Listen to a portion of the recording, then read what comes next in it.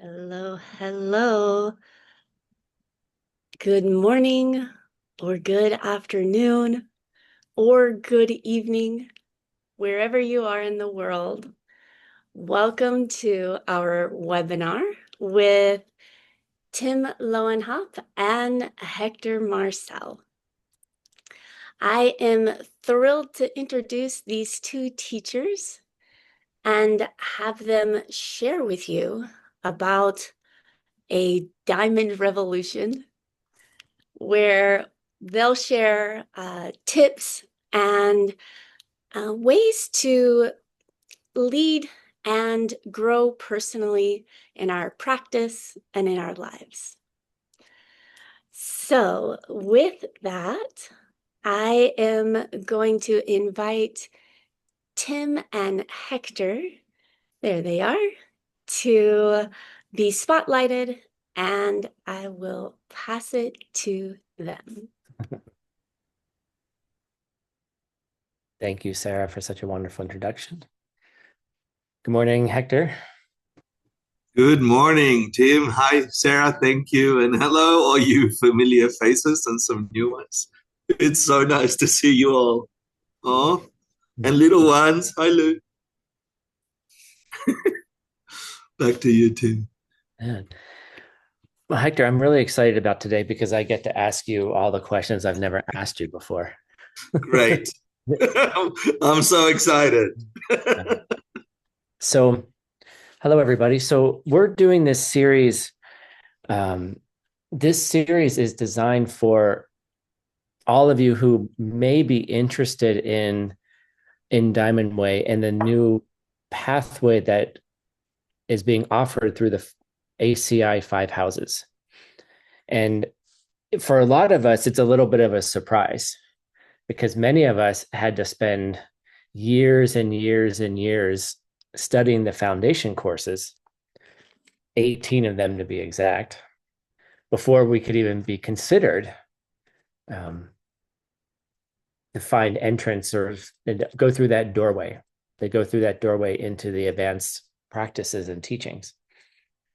And then the founder of ACI, the 5 houses, has decided that he believes that there can be different pathways and different modes of teaching the same ideas, which we'll start to discover over the next year or so. What are those modes? We don't know yet, but we do know that the teachings are going to be complete and they're going to give you everything you need to reach both your highest worldly goals, we'll say, and then also your highest spiritual goals as well.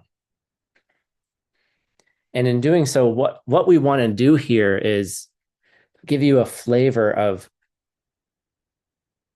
Diamond Way practice in the real world.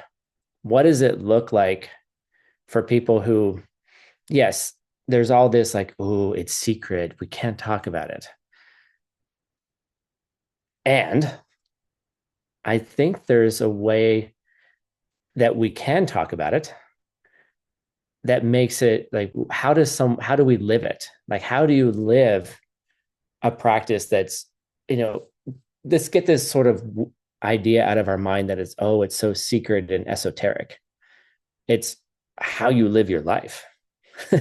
It's what are you doing in the world? And mainly, how are you taking care of other people? Like, and what are you doing to serve others? What are you doing to make the world a better place? And so today's short talk is about leadership, and it's about how does one lead, say, in an organization or as a teacher, or even in other places like in your community. And so I'm going to ask Hector some questions, and we're going to kind of dance around. We're going to dance. We're going to dance around the teachings and how we live them. So, Hector, my first question for you really is about just in general how you've because I know your background in corporate. I also know your background as in Three Jewels as the president of the board, I believe, and also how you've transformed that organization over the last maybe 12 years or so. And so my question to you is how you've taken these ancient ideas and made them work for you as a leader in Three Jewels, and what how you've applied it in the whole transformation of that organization and into the successes we see today. Yeah, thank you. Hi, Tim. That's a good question. We all have our own stories, and I hope that I can say words that in everybody's ears, it means something that relates to you personally, that you will see yourself transform your experience of your world into what the secret teachings promise, which is, can you live in a world of magic, really, whilst the inherited world that we got from our past seeds is still happening. So the secret teachings is exactly what Tim said. It's just a experience of the world that really comes from the three things that we learned about, renunciation and refuge, and then real wish that other people wake up, me too, and then the wisdom that understands how that's happening. And so for me, I didn't think myself worthy of receiving these teachings when I first heard them. Tim, I thought, who am I? I'm just some migrant kid from Argentina who was bullied in Australia. And then I reacted to it with misunderstanding. Yeah.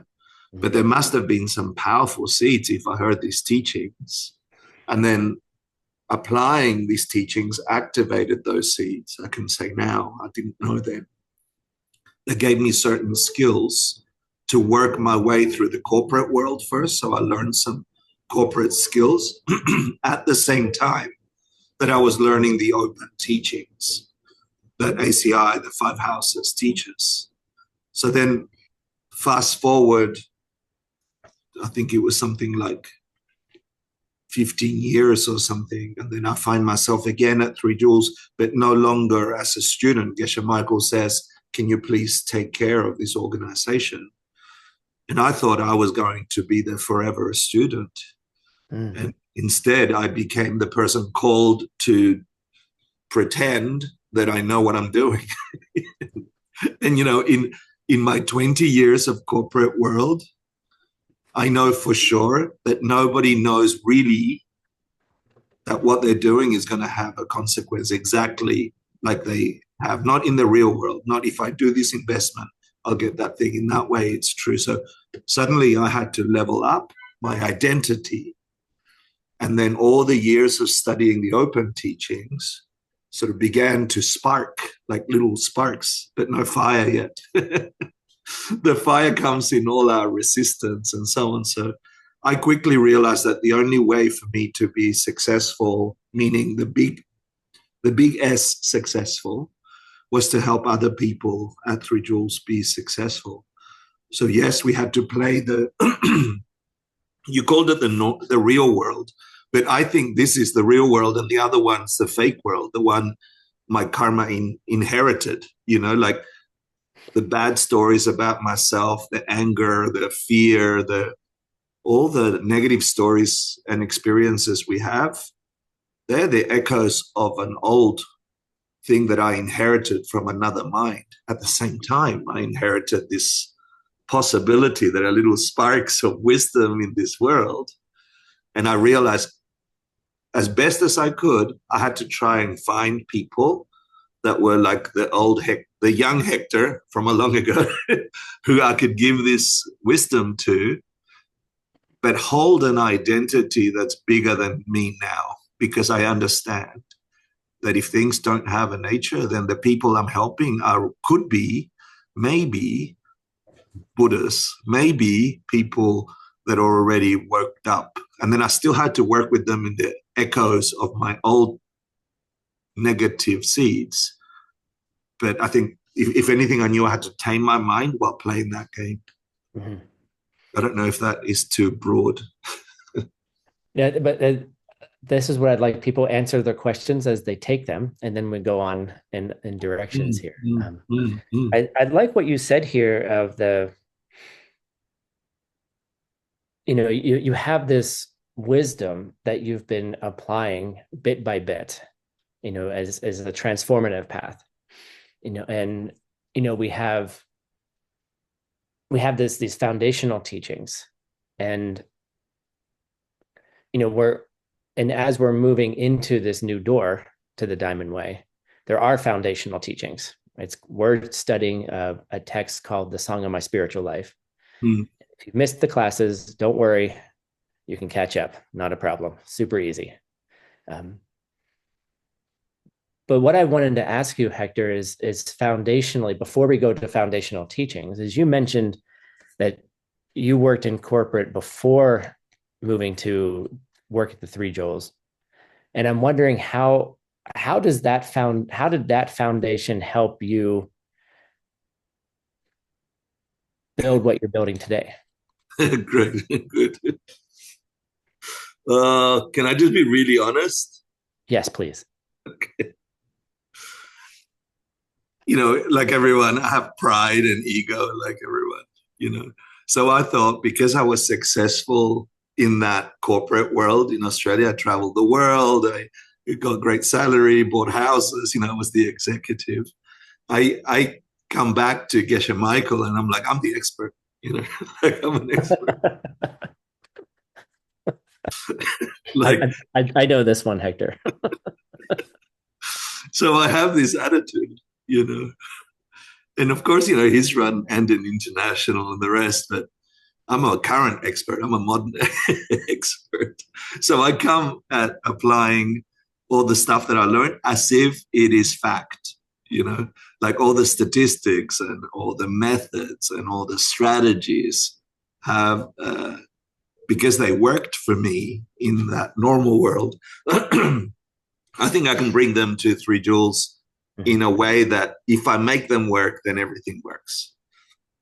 And gradually, and like always, you hit reality in the face, real reality, the one that means your strategies doesn't work all the time. The people you think you're taking care of are angry at you because they don't like the way you're taking care of them. Or, the person that you thought wasn't going to do anything suddenly does everything. And so there's a little part of our minds that are like confused why all my expertise is pretending to work on the surface, but I know that there are little breaks and cracks in the thing.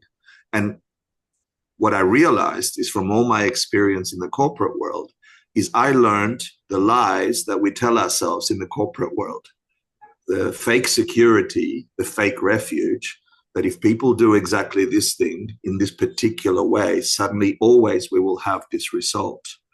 And so here comes Diamond Way, the realization that I still have to play that world. So, of course, I will put statistics and measures and I'll behave like a little shop. Three Jewels is another yoga shop. All the experience that I learned from marketing and accounting, and we have to put on that face to engage with a world that's going to come into a shop in New York City and experience and expect a shop that does the marketing and the playing and the merchandising and so on. And it's necessary. It's actually an act of deep kindness to present yourself in a way that is relatable to the people you're helping or addressing or engaging. But then here comes the Diamond Way. Like, of course, these Buddhists are forcing me to play the game of the world, corporate world. And so I could understand this nuance that in that game, there's many, many variables and it's dependent on the people's minds to have that experience. And so there comes in the call for your identity to project, or nirmanakaya. I don't know if we know that term, nirmanakaya, your way to success by by one of the fundamental practices in the Diamond Way secret practice, which is because karma and emptiness, there is a possibility, maybe the world isn't what you think it is. Maybe the game is that you have to step into an identity that is so much bigger than what your little identity was, knowing everything corporate, and then in that same game, in the same game of corporate, so it still functions. We measure, we have rules together to play, but the rules aren't the thing making it play. Mm-hmm. It's our collective kindness, really, and our wisdom. And so for me, that's been the secret of inviting people at Three Jewels to trip over themselves and myself over what we thought was real and actually playing that very expansive world of all the possibilities. And so for that, you need focus, you need attention, you need shamatha, you need meditation, and you also need kindness, That's hard game because I have to pretend. I'm like, yes, of course, we're doing the measures. And inside, I know we're moving to something else. I don't know if that makes sense. You all got to know how incredible Three Jewels is. Like 63,000 visits. We used to have like 5 people show up in dirty cushions. Now we've got, incredible, beautiful space and programs. But it's not the stuff, it's the people doing it. And that the volume of that people is growing, and the depthness of that people is growing, their practice. Yeah. How is that, Tim? I think we might have to continue this conversation in like an ongoing series because you just opened up a whole teaser here. So I want to investigate a little bit what you said about, we think that the corporate world, business, we'll just call it, business in general, right? And you can extend these ideas not just to business, but like maybe the business of running a family, or the business of, like you can think of it of anything that you're doing or trying to do, right? There's certain ways that and patterns that seem to appear to work. Yeah. Right. And I think there's kind of a trick in there, but like, Hector, how do you think about it when, you show up in a board meeting, right? And they're asking you, hey, we need to change these 3 things about our culture, or we need to implement a new product line, or we're making a major overhaul of our systems, which in parentheses is what ACI is doing to 5 houses. So I'm selfishly asking you, but so this is actually a 2-part question. One is, we're going to start with part 1 and I'll get to part 2 in a second. Like when you come in and you're looking at all these people, and there's a difference seemingly, there's a difference between going into a corporate office and then working with a bunch of people who already study karma and emptiness, seemingly. Okay. Yeah. I say that, very purposefully. How do you lead them through, through the mess of shifting their way of engaging the world, because they're going to have ideas on how it should be done. Yeah. And then you're going to be like, well, sometimes that works, sometimes it doesn't. How do you gently and purposefully and patiently guide that process as a change management expert? Yeah. So thank you. Which is what Hector does, by the way. That's one of his specialities. I help organizations shift culture, service, or performance. So for the last 20 years, I've gone into corporate boardrooms, executive teams, companies like Hitachi, Microsoft, the rest. And I've helped those executives shift culture. Yeah, sometimes governments, I'm with government. And in the 20 years of experience, it's exactly what you said, Tim. It's like there is a group of people with some capacity to change things, they all have different opinions. Yeah. And so they may all work, but my job is to find a consensus that isn't a compromise, that is a clear goal and vision that the great majority of those people can buy into, even though it's nominal. So I think I did that at Three Jewels to the best of my ability. And honestly, I lost some people that I wish I hadn't because they didn't have the same vision early on. If I had transformed Three Jewels the way I learned in the corporate world, I could have done it in 5 years, right? Change the culture and so on by forcing it like I would in Hitachi Microsoft and, Tommy Hilfiger and the rest. So you can't do that in a place where we are understanding the deeper causes of transformation. And so my first and foremost, there's a couple of tips I could share. First, I have to lead by example. I cannot be sharing, asking, or teaching anything that I'm not prepared to do. And so I roll up my sleeves and I get my hands dirty. I do the spreadsheets. I try and change my look, my beard. I try and change the way I speak. So just to invite other people to do the transformation. I like that you said at work or at home, right? So if you're at home and suddenly your family has a certain diet and then you get this new kid that says, we're all vegans today. And I'm like, I don't want to change my diet. I don't want to change. So it's the same process. If you want cohesion, if your motivation is really bodhicitta for the sake of other beings, I have to be patient. I have to lead by example to the best of my ability. And there comes a problem for some of us, right? Because I wish that I could go faster, or I wish you wouldn't resist this way, or I wish I could catch up to you who is super clever in my organization, and I have to pull you back because I see everyone else going a little bit more slow. So lead by example. You do the change first, and then knowing that change, lead people. That could take a little while. Plan to find every major change we've done at Three Jewels or in the organizations, I spend a lot more time planning and asking people what they think the strategy is to get to an outcome. So we have a vision and what we all think, and then I find the common ground and bring everybody together. And in that process, you lose a few people that get unmotivated, or they look and wait for results. And I have patience. I don't get angry when I'm supposed to get angry. I have all that anger at home by myself. I don't tell anyone about it because I understand that if I let it go, then it breaks everything. So I am building.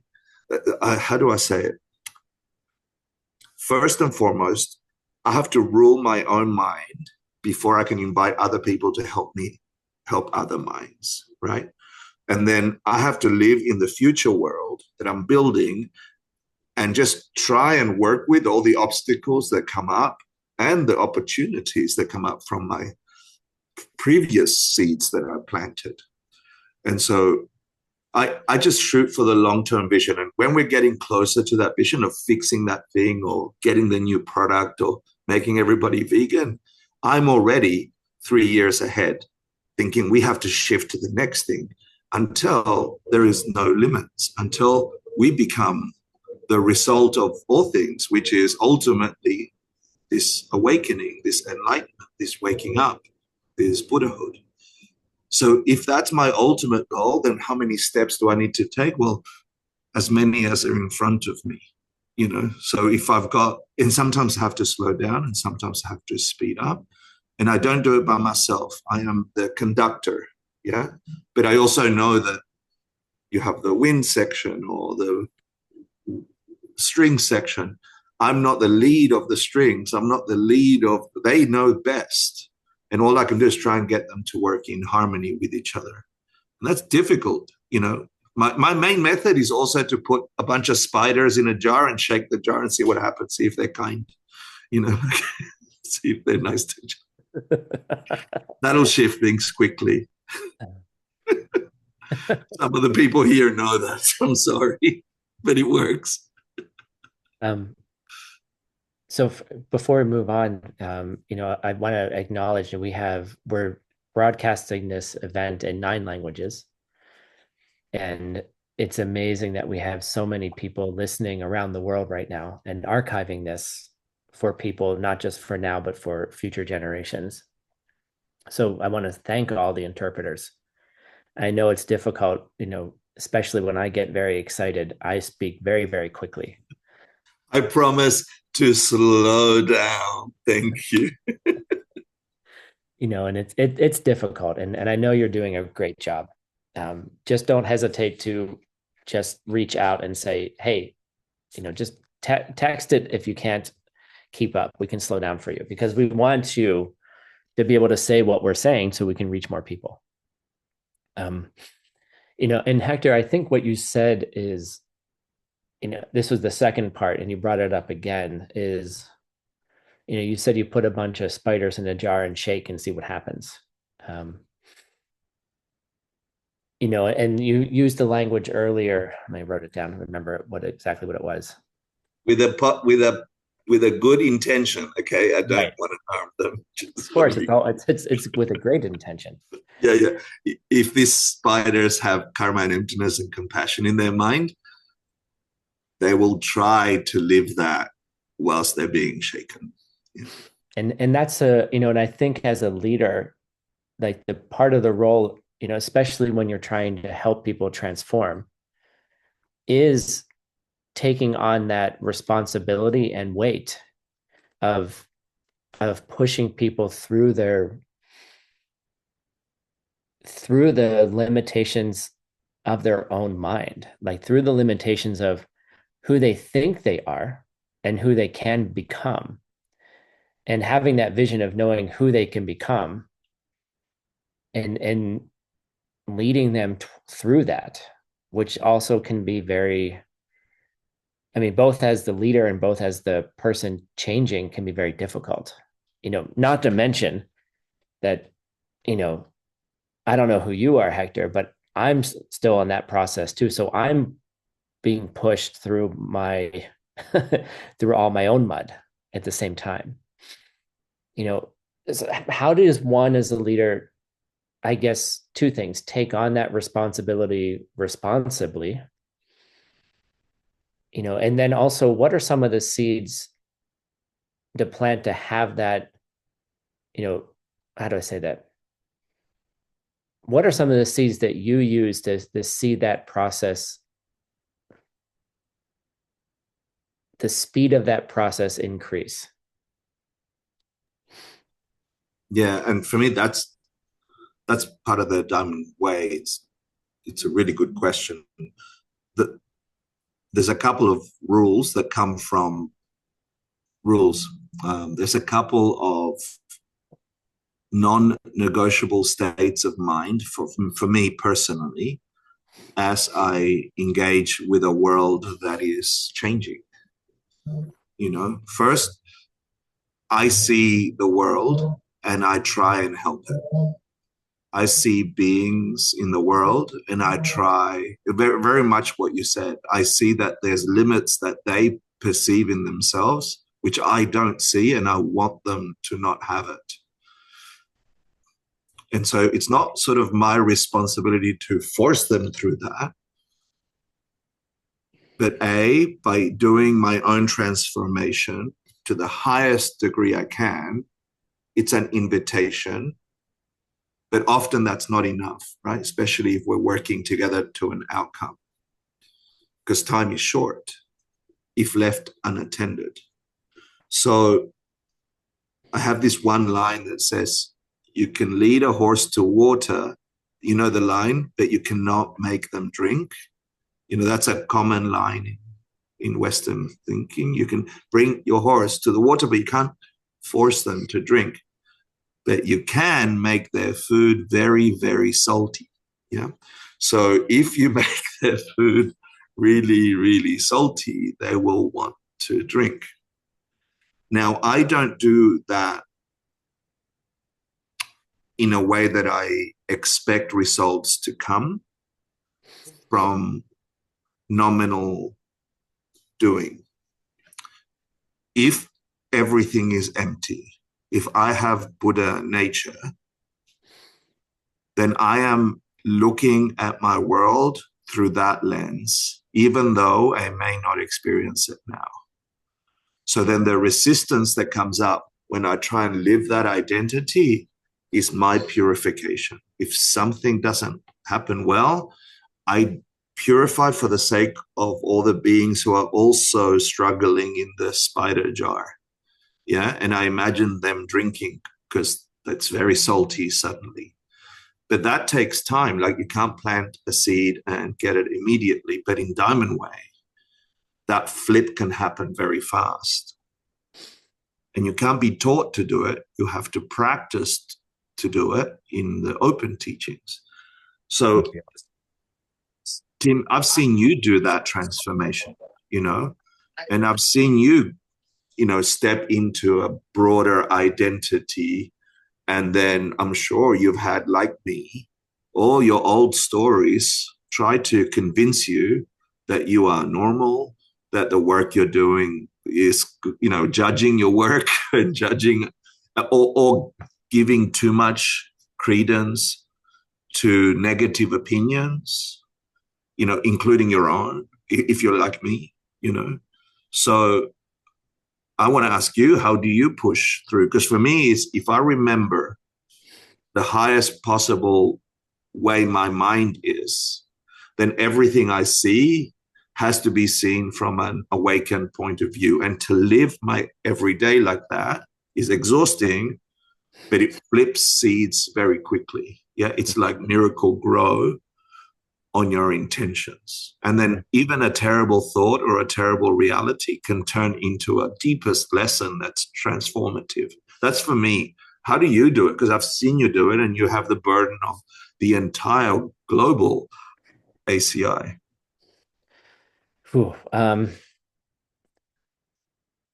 I'd like to pretend that I do it gracefully.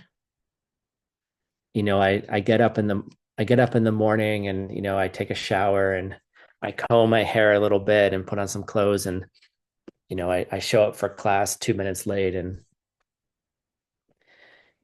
then I joke about it. Like I try to make lightness of it, but I also try to make it as real as possible. Like I used to hide. I would say that. Like I used to be I have to maintain this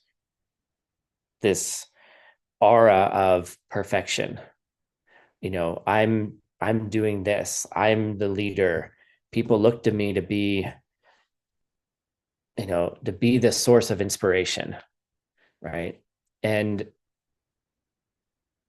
yes, I think there's a time and place to put aside your suffering and put aside the stories for the greater purpose, even when you don't feel like it, right? And I think that's one of the seeds is, and that's also one of the reasons why at least my teacher has been extremely there's always so many projects going on that oftentimes I don't have time to wallow in my self misery because there's something else that has to be done. There's some other seed to plant.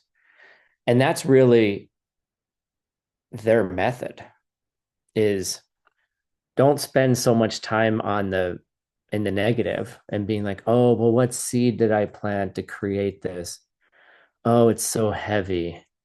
It's so terrible. Like I must have been such a bad person. I need to purify this. And yes, all of those things are moderately true in some logical sense. But they're just past seeds, and you don't know where that past seed came from or that combination of causes and conditions that are arising right now. They could be coming from, and it weren't even you. Like that's the thing. Like, sure, you could say my past life, fine. But the passing through of death is so painful and so dissolute. There's so that you dissolve your entire life, including that mind. So you don't remember that. I mean, you have no idea who you were. And in fact, if you do the whole logic of it, you've probably been most people and done most things, good and bad. I only did good. Yeah. And Daniel was Cleopatra, no doubt. No doubt, Daniel. I mean, that was a near life for you. You know, and you brought it into this life. It's beautiful. You know, you have those natural leadership skills, Daniel, right? And we come into we come in with certain seeds naturally. And then there's other ones that just, no matter how hard we try, are just, there's so much cement around them, right? And that cement is based on one major misunderstanding. It's based on, where is it coming from, right? And for me, certain things are easier than others. I don't want to jinx it, but for me, like, having stable finances and being able to get money when I need it, I don't have, massive wealth accumulated, but I it's not hard for me when I need that, right? But there's other things that are so cementally built in, such huge trees, that stories about myself, who I am, who do I think I can become, and why can't I become those things? Those are the things that, when I close Zoom and I, spend time by myself at home on the couch, the cat's purring because they know they're trying to take care of me on my chest. Like, it'll be okay, Tim. It'll be okay, Tim. You'll be fine, But I don't oftentimes feel like I'm going to be fine. Like, if I'm honest, I'm like, how can I lead the organization and still have these negative thoughts or these limitations? Am I a good enough example? Yeah, I have the same thing, except I don't have a cat. But I can give you 3 if you want. I know. no, we're good. We're good. No, you're We're off good. staying. I know. I have plants. I have plants. They don't talk back. It's good. Yeah. But thank you for the honesty. Thank you for the honesty, because this is the reality, And earlier on, you asked me, how do I mix my corporate world with this world? And there are some fundamental things from the capital T truth world, that things are coming from me, that things don't have a nature. Therefore, it is possible, maybe, that there's another layer of reality right here, that even though I can't access it directly, I can access it with logic, reasoning. And that's the point of practice, of meditation, gom, of habituation, until it becomes second nature. And so that some of the go-to things for me are, I teach this in corporate world in the hope that they understand it relates to their mind. Number one, we become what we measure. So in the organization, if you're measuring money, you're going to be money focused. If you're measuring taking care of customers, you're going to take care of people. So I'll encourage that, whatever you focus on, whatever you measure on, how much money in my bank account, or how many people were happy, or how many people had an easy way through my organization, just that attention to take care of others, you habituate. I don't make them meditate, but I make them put it in their weekly or daily accounts instead of just the numbers. And then what we measure, we become, because we're just creatures of habit, right? And so there are many things like that, like think of other people and so on, that I can put into the corporate world, that I can put into practitioners at 3 Jewels, that I guarantee will give a result. It's just using different language, right? So if I then bring my attention to what's wrong with me, again, something's wrong with me. And I have the same experience you just shared, Tim. I finished working at 3 Jewels. It's 10 o'clock at night or 9 o'clock, and I'm by myself at home, and I am exhausted. And then my job is right there to ride the impulse to say that exhaustion was for doing good. And then I'd pat myself in the back. I don't have a cat. So it's on the back, pat myself on the back. And I think of all the possible results of all the good that will come from my effort. Another shortcut I use is when there is a strong negative experience. So someone gets angry, someone has a fight, we get a bad review, whatever is negative that really hurts my heart, then I think behind that power, it's just power with negative imprints, right? I can think of it as a purification, or I can think something cleared its way, right?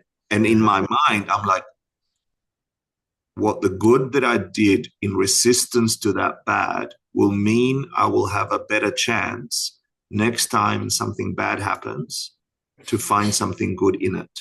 And so now I have an automatic connection between a negative result from an old negative seed and an automatic good seed planting. And I trust the process there, So as soon as I see a bad weed, I plant the best seed. And now that's become a habit.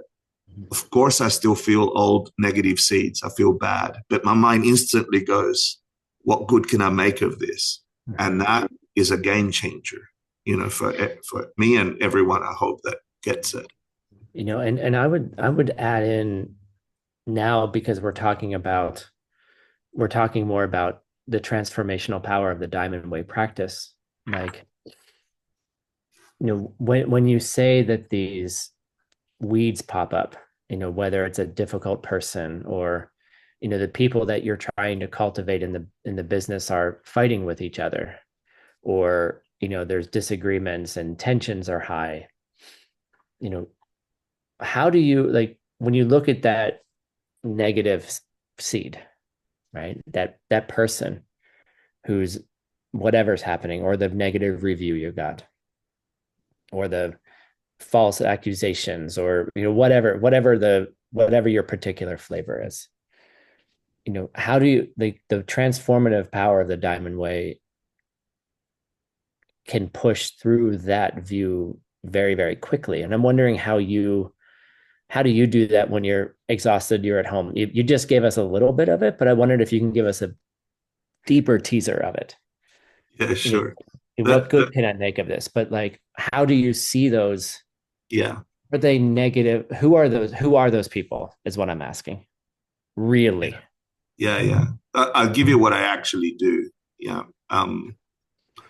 First, I want to say the secret teachings are secret for a good reason. They're a self-kept secret. So talking about it won't give you anything. Trying to force your way in them won't give you anything.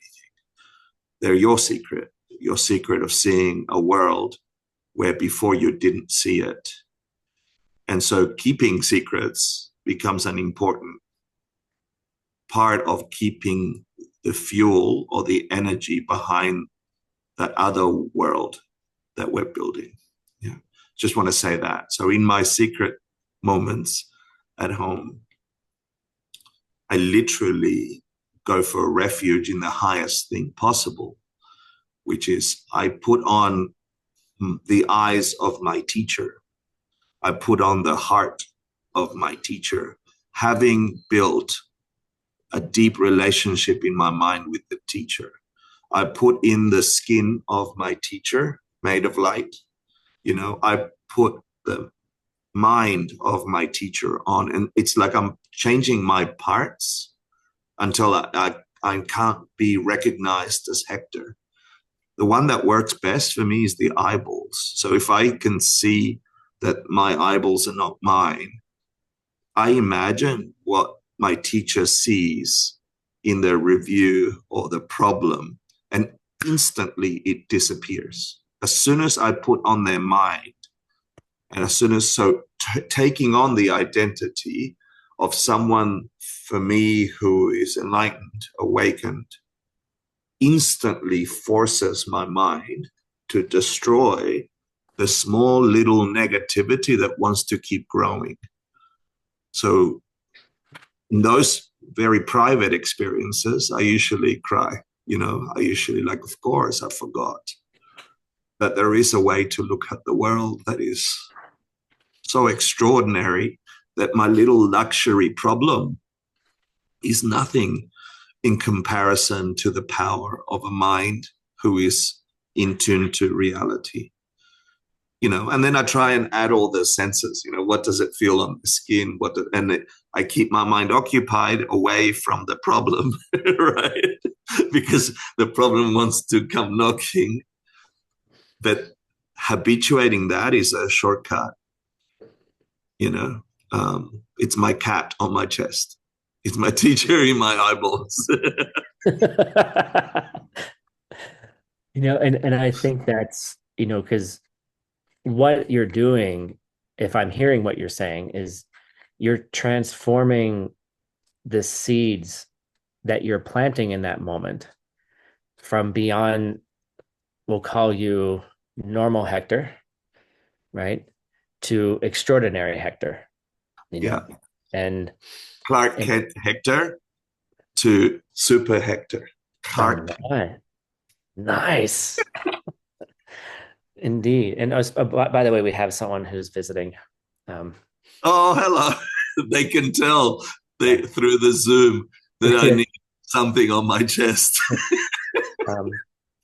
And then the other aspect of it as well is, as we're making that transformation from, I need to have darker glasses to really make it as dramatic.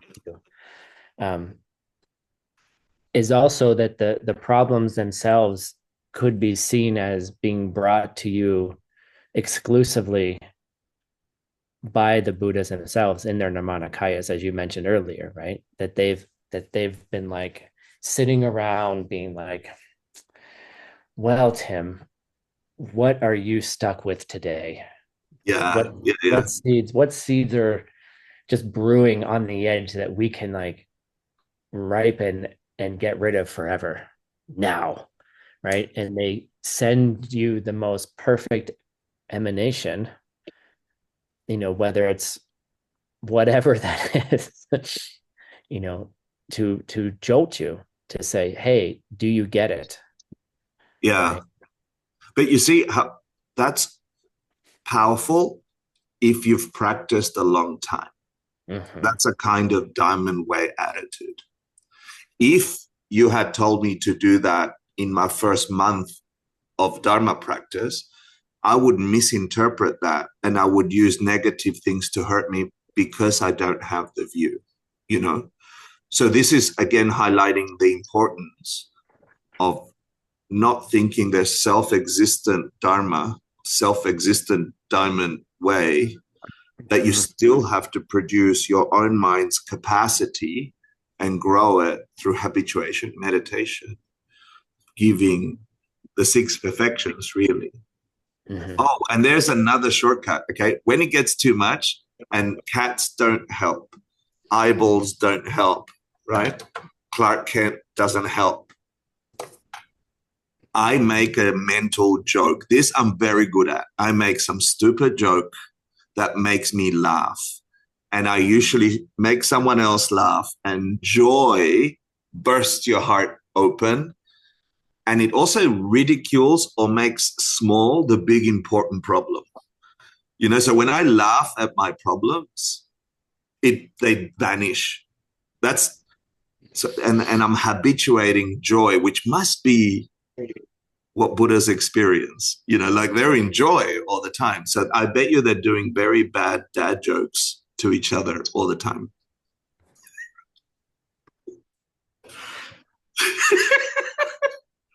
See, you laugh and your heart opens. It's a good method. And unfortunately, Hector, or maybe fortunately, a lot of the jokes that come to my mind I don't share, but they make me laugh. That's it. I have more of those. And I think I think you said very important things that I just want to summarize because our time is getting close here. Oh, yeah. And someone asked in the chat, and I think it's an important thing. They asked about, well, why is this secret? Why is it closed? And I think you've addressed it, but I want to just re-highlight what you said so we can understand what we're doing and why we're doing it in certain ways. The first steps are the foundational teachings, right? We need to understand Lam Rim. We need to understand all the steps on the path, meeting a teacher or teachers, right? By the way, don't get stuck in the idea of the one singular self-existent teacher. Some of you, Tim. Secondly, I have an opinion about that, but anyway. Well, there's many ways we can argue self-existent. Yeah. Learning about, like, understanding the impermanence of everything, including your life, karma and event and emptiness, the six perfections, right? The three scopes, like understanding all of those things. And it's not just understanding, it's experiencing them, right? And there's three steps. There's learning, there's experience, and then there's realization. And those three together are foundational to being able to do some of these practices that Hector has mentioned in this talk, because they don't work unless you understand why. And if you don't understand the why, then you're actually creating some very intense negative karmas. Like what you even said, Hector, is like, oh, these people are here to punish me for my bad seeds. That's a misunderstanding. And that's a misunderstanding, and that can be very hurtful. And I've had that, and I had to move through it, because I came from a different worldview. But that's the learning, right? So once you see it, you're like, oh, I can be free from it. I can be free from that impulse. Right. And so what we're highlighting here is that there is, there's a path. And what I think is really cool about what's happening, and the way that I view it, because my path was not, when we're talking about this Door to the Diamond Way program, my path was not, oh, look, you get 6 short programs, 12 classes with Geshe Michael total. And then, oh, look, the door opens up and you can just jump right in. I'm like, wow, that would have been a cool path 15 years ago. But somehow the way I look at it is, my seeds have shifted so much that there are people who are ready for it. They just need a little bit of guidance, a little bit of insurance of make sure you remember these things, remember those key things. And I can't highlight it enough is that the foundational practices don't go away. They actually become pillars, around everything else. They become supports. And they're your go-to when you come home and you're sitting on the couch and your cats are on top of you, or your plants are speaking in tongues. You have to go back to them and then rev yourself up into those higher practices. So what we're doing here is preparation, right? And so we have, for those of you who have been with us, but for those of you who haven't been with us, we're doing a program called Door to the Diamond Way, which is a study of steps on the path, which is a study of, it's a Lam Rim of Tsongkhapa, which many of you probably have heard of. And it's one of the coolest, I would say one of the coolest Lam Rims of Tsongkhapa, because he says, this is how I did it. This is how I, the yogi, Tsongkhapa, I, the yogi, did this. This is how I practiced.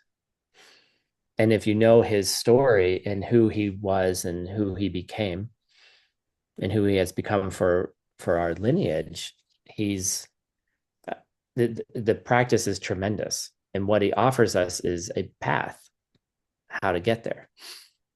So we're offering 6 programs to get there. Now, if you haven't attended yet, don't worry. It's okay. We're actually having catch-up courses. And in fact, we're going to have one coming up in December. So, and Hector and I are going to be in Kyoto in December 11th through 15th. And it's going to be a 6-day program on these ideas, these pillars. What are the pillars that we need to establish to be able to go through that door effectively? Because it would be irresponsible to just drop people in and not have the foundation, right? So we're going to be there, and it's the 4th of these 6 courses. And if you haven't come yet, don't worry. It's very simple to catch up. You're here in the right place right now. Your seeds have opened up right now for you to say, hey, this is something that I can join into. So can I get a banner, please? I think it's up. Yeah. Uh, It's by Maria. Oh, I see. It's not a full screen thing. Okay. So we have several ways of joining. In person, I always like to say, if you can come, please come. Being there with the teachers, many teachers will be there, having that experience of community, of people practicing together. There's a strength in being with people who share a similar worldview and who struggle with it in similar ways, right? So if you can make it there, please come in person. We also have a monthly payments option because that's key, right? Like if you can't afford it right now, you can pay in monthly installments because we want you to be able to come. If you're not able to travel that far for many reasons, we also have an online version as well, which includes essentially includes everything that we're offering there. Time zones are a little bit off. Sometimes we have rebroadcasts, so don't worry. We have some amazing teachers. Hector's going to be there. Connie, JB, Maria, Peter, Earl, Sarah. We also are going to have a debate program with Kendra and Ben to teach us how to actually debate these ideas with each other. And we're going to have some follow-up afterwards for ongoing debate. And lastly, I also wanted to bring up is that with Hector coming to this event, there's some other very special thing happening, Hector, that you were going to be launching in Kyoto. And I wanted to know if you could talk a little bit about it in the last couple minutes. Oh, okay. I thought you were going to talk about something else. Good. I forgot about that. Nope. So, so if you can make it to Kyoto, it's going to be amazing. The coffee is incredible. The experience of being outside your normal, it's extraordinary. I still remember in 1997, my first trip with Geshe Michael to California.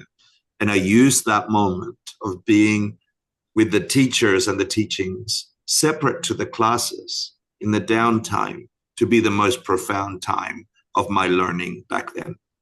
So I encourage you, if you can, come. If not, we'll make it fun. But the other thing that's starting in December is 3 Joules turns 30 years old in 2026. And we're about to start a 30-city world tour.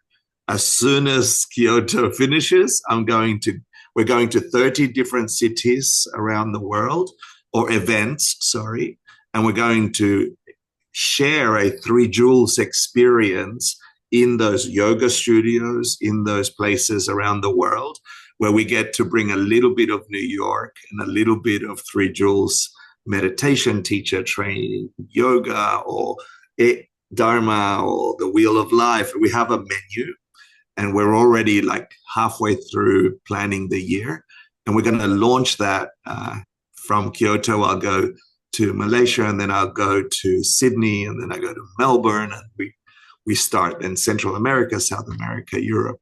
So we're going to launch that, and we're very excited to share the magic of 3 Joules, 30 years of Geshe Michael's impulse come to life, right? So I've been feeding those seeds for 15 of those 30 years, and I hope to share it with all of you. I'm super Thanks, excited Tim. for this, Hector, because the Three Jewels was one of the first centers I went to. I lived close to New York for many years. Um, and that was kind of one of my introductions was at Three Jewels. And so I'm really excited to see how the transformation of that organization, how it has transformed, but also what's the next 30 years going to look like. And, one of the things we're really focused on as well is that many of you know that that Geshe Michael is also going to be undergoing a kidney transplant sometime in 2026. And so our schedules are going to shift around that, of course, because his health is of utmost importance. And so basically by the beginning of the year, it could happen at any time, whenever that kidney becomes available. So if you have an inkling to meet Geshe Michael, and we don't know when the next time the teachings will be. In fact, we actually never really know if we really study the Lam Rim. We never really know when the next time will be. It might be next life, So if you're feeling called to be there, and we will help find a way for you to be there. Okay. It is expensive, but we can help out in many, many ways. And one of the things that we always do at ACI in the 5 houses is that if you can't afford it, we find a way. We can't necessarily pay for your plane tickets, but we can help you out in other ways. So we hope to be able to see you there. It's going to be an amazing time. Kyoto is a gorgeous city in the winter time. It's not too cold. It's not too hot. It's a beautiful, the trees are changing colors at that time. And we're going to have about 400 to 500 people there. So if you can put the banner up again, Marina, thank you. And we hope to see you there. And what we're gonna be continuing with these ideas, the foundations and the pillars, and then sometime in 2026, depending on how schedules work out, we're then going to open that door for everybody if you want to go through that with us. So Hector, thank you very much for joining today. Your pleasure and stories and humor. It's a joy to always talk with you and learn from you. And thanks for joining all of us and sharing that wisdom with us. And thank you, Tim. Thank you to all the interpreters. Again, we do our best. We try to give you space to talk. And thank you to the tech teams and everyone who makes these events possible. So thank you all very much. And before we end, please say goodbye to each other. Turn on your cameras, turn on your microphones, and say goodbye. And we'll see you soon. Ciao. Goodbye. Cheers. Thank you. Bye. Bye. Everybody. Muchas gracias. Thank you. Bye, Hector. Adivinos. Ciao.